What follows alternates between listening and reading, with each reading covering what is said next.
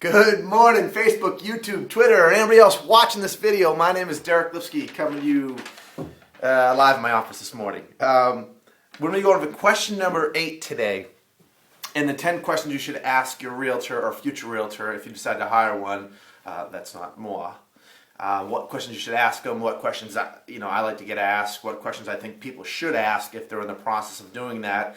Now, at any time during this video, you're going to see links on the left and the right. And as I'm recording, I don't know which way it's going to come up when I do it, but you're going to see a red one and a green one, and they're interactive. You can click on them. If you want to see other questions, click on that link. I think it's on the side, but I'm not sure. It'll say, like, see more questions, click here. It'll take you the whole sort of, what do they call them? Playlist of all the questions to ask. And so it's nice that they're interactive. The other link on the other side gives you an idea how I sell the homes I sell. What do I do exactly day to day to get homes sold? So that's something for sellers just to go, boom, this is what you should be doing on a day-to-day basis. So question number 8 is the big question here.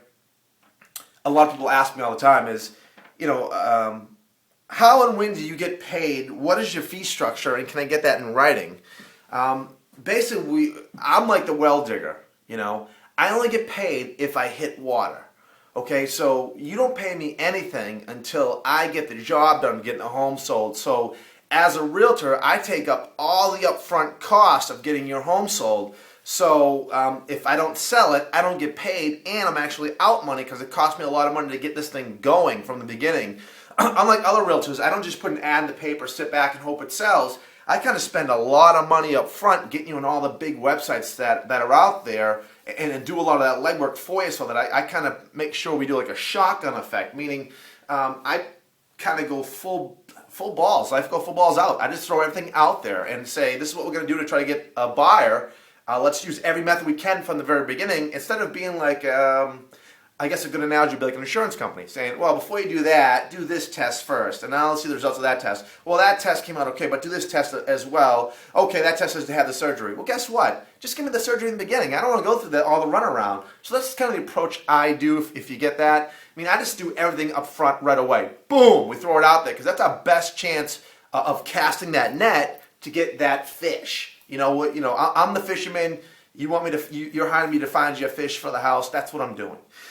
So as far as the fee structure goes, it's pretty straightforward. That's something you negotiate up front in the beginning with your agent at the time.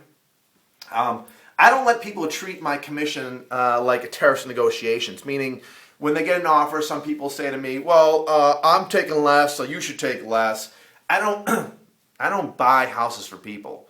I negotiate commission once. That's it. So up front, you should be the same way with your broker. What's the commission you're going to charge? What are you going to do to get the job done? You should look at that in a couple different ways. Don't look at it as right away being, what is this fee? And it sounds too high to me. I let people pick the fee structure what they want, and I give them a couple different options of how they're going to work it. A common structure in this area is about 5%. That's the common structure. That's what a lot of people do.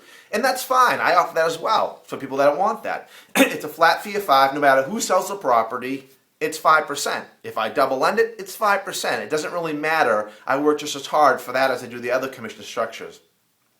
Another structure you can use is a 6-4 structure, which I have a lot of success with, meaning we offer out a 6% commission if any other agent sells it, because what we're trying to do is entice the agents that have legitimate buyers to get them to show this house versus the competition. Now, why am I giving these tips out? Because agents are probably going to watch it. I want them to watch it, man. I want to see more 6% listings out there. I don't want to see a 5% listing. I like to see more because I want to make more for my family, and so do they. So if we know that, let's say, hey, guess what? Let's offer a little bit more to see if we can get people to, because since there's so many homes to choose from, let's offer a little more to see if we can get people to bring their legitimate buyers to us versus the competition. And I can assure you that works. And if in the same commission structure, if I sell it myself and no other agents involved, I'll drop it to 4 and save you a commission. So it's flexible. People like that. They like options. I work just as hard for both structures, but I've developed those two, and people really like that.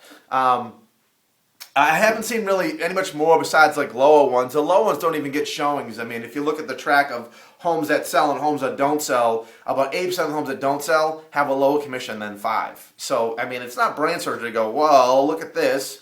Do you think there's a relationship with that? I guess so.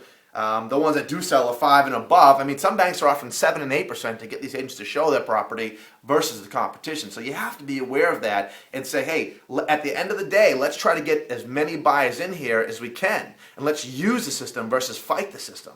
So that's sort of how some of the commission structures work. I only get paid when I sell it, and I take all the upfront costs from the very beginning. I mean, I pay for everything up front. So believe me, I'm motivated to sell your home, which is kind of ties into the last question, which is what do I expect from you? If I'm spending all this money up front, I expect you to have the house ready and show condition and be able to show it when we get a call. I mean, that's kind of what we're doing here. I mean, if you look at some of these prospect calls that I do, I'm really working hard to get people in there. And if you don't let people in there, then everything's wasted.